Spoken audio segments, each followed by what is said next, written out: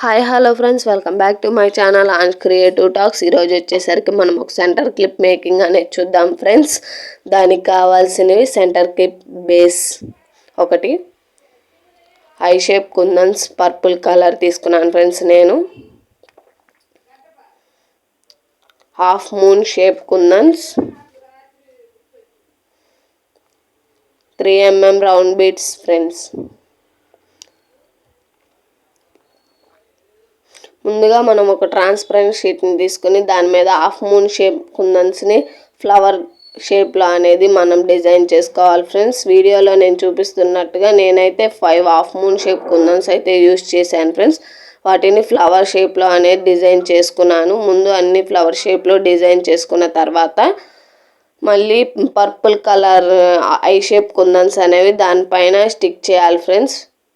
పైన వీడియోలో నేను చూపిస్తున్నాను కదా, ఐ షేప్ కుందన్కి పక్కనే స్టిక్ చేయాలి ఫ్రెండ్స్.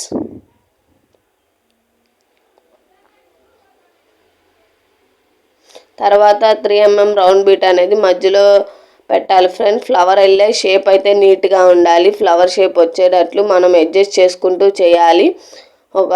చేసుకోవాలి ఫ్రెండ్స్.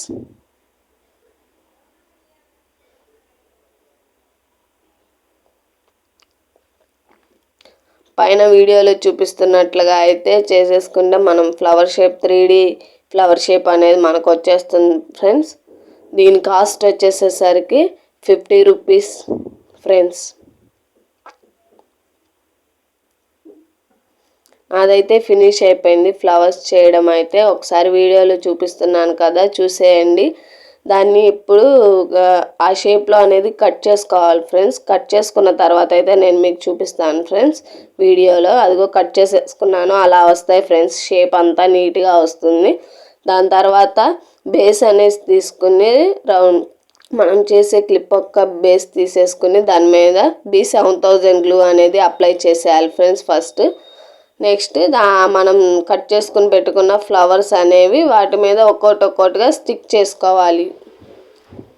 కొంచెం ఎక్కువ గ్లూ అనేది తీసుకోండి, ఎందుకంటే ఫ్లవర్స్ కొంచెం గట్టిగా స్టిక్ అవ్వాలి కదా, అందుకు కొంచెం అడ్జస్ట్ చేసేసుకున్నాను. కొంచెం గ్యాప్ అనేది వస్తే ఇంకా అయిపోయింది ఫ్రెండ్స్, ఫినిష్ అయిపోయింది. నా క్లిప్ అయితే చాలా బ్యూటిఫుల్గా వచ్చింది. మీరు కూడా ట్రై చేయండి, మీకు కూడా ఇలానే వస్తుంది ఫ్రెండ్స్. ఫైనల్ లుక్ అయితే ఇలా ఉంది. Please like, share, comment to An's Creative Talks channel.